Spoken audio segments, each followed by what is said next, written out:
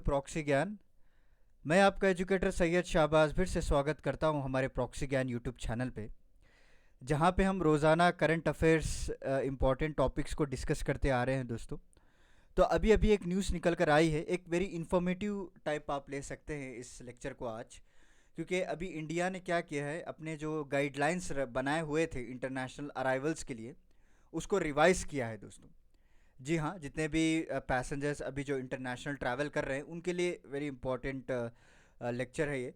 क्योंकि गवर्नमेंट ने कई सारे टर्म्स को इंक्लूड किया है इस बार, और जो आरटीपीसीआर टेस्ट है उसके बारे में कुछ रिन्यूअल किया गया है, जो कि 1 दिसंबर से लागू होने वाले हैं। बिकॉज आप सभी लोग जानते हैं कि साउथ अफ्रीका में एक नया वेरिएंट निकल कर आया है, जिसका नाम B.1.1.592 भी कहते हैं, या फिर ओमनिक्रॉन भी कहते हैं, राइट। सो इसी के ऊपर मैंने डिटेल लेक्चर बनाया हुआ है, हमारे प्रॉक्सी ज्ञान चैनल पे अवेलेबल है, कि किस तरह से इसका जो है इन्वॉल्वमेंट हुआ है और किस तरह से स्प्रेड होने लगा है। इवन यूरोपियन कंट्रीज़ में भी अभी इस वेरिएंट को पाया गया है। और हमारे जो बड़े बड़े डॉक्टर्स हैं एम्स के, उनका ये कहना है कि ये वैक्सीन की इम्यूनिटी को भी बाईपास करेगा। तो आप डिटेल लेक्चर के लिए हमारे प्रॉक्सी ज्ञान चैनल पे ऑलरेडी अवेलेबल है वीडियो, उसको देख सकते हैं। ये छोटा सा एक इन्फॉर्मेटिव लेक्चर मैं आपके लिए लेकर आया हूँ, क्योंकि अभी सिर्फ 10-15 मिनट पहले एक न्यूज़ आई थी कि इंडिया ने इंटरनेशनल अराइवल्स के लिए गाइडलाइंस को रिवाइज़ किए हैं। तो चलिए देखते हैं कि वन बाय वन क्या क्या इन्होंने इंक्लूड किया है। और please don't forget to like, share and subscribe to our YouTube channel. ज़्यादा से ज़्यादा शेयर कीजिएगा, लाइक कीजिएगा एंड सब्सक्राइब करिएगा हमारे यूट्यूब चैनल को। तो let's start. The center has mandate submitting 14 days travel details, uploading a negative RT-PCR test report on air सुविधा पोर्टल। जी हाँ दोस्तों, अभी जो है सेंटर ने क्या कर दिया, पहले जो है इस तरह, ये पहले जब 2020 में अगर आप देखेंगे, जब धीरे धीरे खुल रहा था, तो तब उन्होंने लगाया था कि 14 डेज ट्रैवल डिटेल रिपोर्ट होनी चाहिए। बट धीरे धीरे जिस तरह से केसेस कम होते आ रहे थे, तो उसको हटा दिया गया था। But now it has again mandate submitting the 14 days travel details. ये 14 दिन के अंदर अंदर आप कहाँ कहाँ पे ट्रैवल करके आ रहे हैं, कौन से एरिया पे आपने जो है वहाँ पे स्टे किया है, ये सारा कुछ डिटेल्स आपको अपलोड करना पड़ेगा along with the RTPCR test. याद रख लीजिएगा, along with the RTPCR test जो सुविधा पोर्टल है उस पर आप जर्नी से पहले अपलोड करेंगे। और ये जो नए रूल्स हैं वो 1 दिसंबर से लागू होंगे दोस्तों। ओके, जो जिसकी ट्रैवलिंग 28, 29, 30, इन 3 दिनों के अंदर अंदर कोई ट्रैवल कर रहा है, तो उनके लिए इस तरह के रूल्स नहीं लागू होंगे। 1 दिसंबर ऑनवर्ड्स ये सारे डिटेल्स आपको पूछे जाएंगे। क्लियर? तो चलिए, सो बिकॉज क्यों इस तरह से गाइडलाइंस को रिवाइज करना पड़ा है, क्योंकि ये जो ओमनिक्रॉन है ये बड़ा ही खतरनाक है दोस्तों। अब तक हम लोगों ने देखते आ रहे थे कि डेल्टा जो वेरिएंट है वो बहुत ही खतरनाक था, राइट। तो उसको ही ओवरटेक कर दिया, और इसके जो केसेस है वो दिन ब दिन हज़ारों में कन्वर्ट होते जा रहे हैं। अगर आपने मेरा पहला लेक्चर देखा होगा, इससे पहले का लेक्चर, तो वहाँ पे हमने देखा है कि किस तरह से डेली 200 केसेस से 1200, नेक्स्ट डे 1200 से फिर 2500, यानी 2500। तो इस तरह से जो है मल्टीपल टाइम से इंक्रीज़ होता जा रहा है। और इवन अभी यूरोप में भी इस तरह के केसेस को पाए गए। पहले जो है हांगकांग और बोट्सवाना के जो ट्रैवलर्स थे उनमें इस को पाया गया था। पहले इसकी ओरिजिन हुई थी गौतांग प्रोविंस में, जो अफ्रीकन साउथ अफ्रीका में है, तो वहाँ से इसकी शुरुआत ही थी। और कई सारे साइंटिस्ट एक्सपर्ट जो है अभी रिसर्च कर रहे हैं, अभी लैब टेस्ट इसका जारी है कि आगे चलकर जो है इस तरह के जो वेरिएंट्स है किस तरह से प्रभाव पड़ने वाले हैं और क्या क्या नए सिम्टम्स निकल कर आने वाले हैं। ये अभी तक हम लोगों को जानकारी प्रोवाइड नहीं की गई। देखते हैं आगे चलकर क्या डेवलपमेंट होता है, उसके ऊपर भी हम लेक्चर बनाएंगे। तो has more countries announce the travel restrictions over the detection of new variant. तो हमारे जो यूनियन हेल्थ मिनिस्ट्री हैं उन्होंने भी जो है कई सारे गाइडलाइंस को रिवाइज कर दिया है फाइनली। ओके, एंड जैसे मैंने आपको बताया कि 1 दिसंबर से लागू है, और 14 डेज ट्रैवल आपको सारे डिटेल सबमिट करने पड़ेंगे। इसके अलावा जो है the travellers from countries at risk.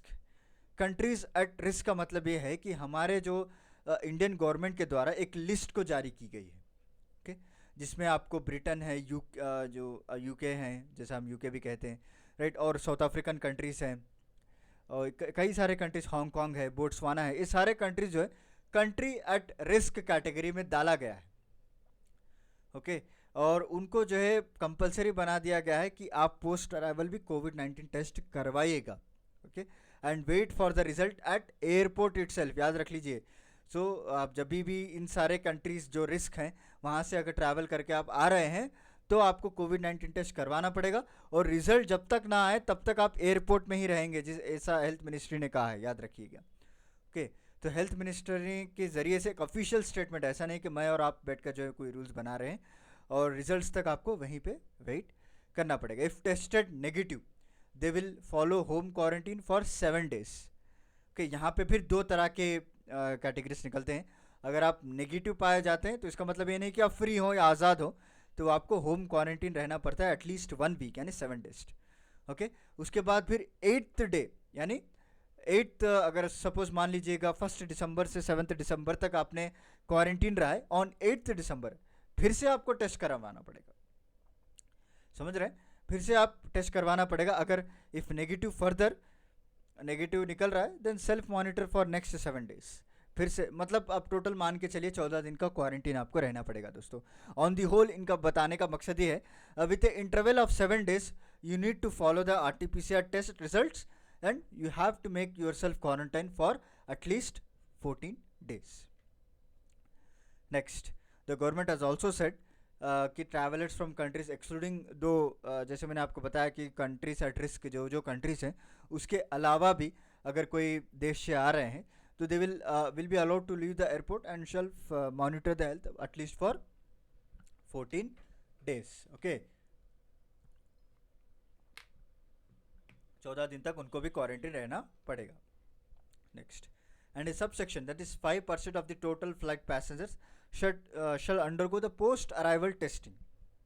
okay, और जो 5% ऑफ टोटल फ्लाइट पैसेंजर, अगर आप मान लीजिए कि एक फ़्लाइट में 180 पैसेंजर्स आ रहे हैं, ओके, तो एक sub section, so 5% of total अगर उसके बाद देखें तो वो भी जो है पोस्ट अराइवल टेस्टिंग की जाती है। रैंडमली इनको चुना जाता है दोस्तों। ओके, क्योंकि सपोज कई सारे पेशेंट्स होते हैं जो एसिम्टोमेटिक भी होते हैं।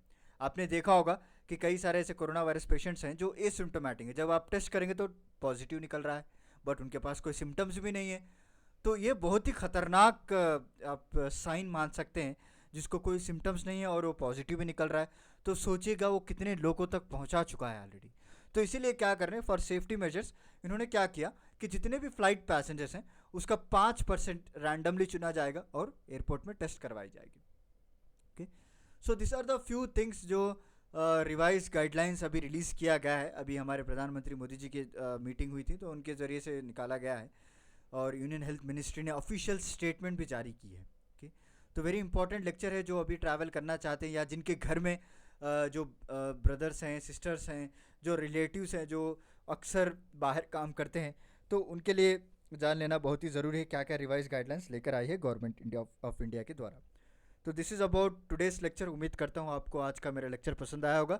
तो चलिए मिलता हूँ मैं आपको अगले लेक्चर के साथ कुछ इंटरेस्टिंग टॉपिक के साथ। तब तक के लिए धन्यवाद दोस्तों।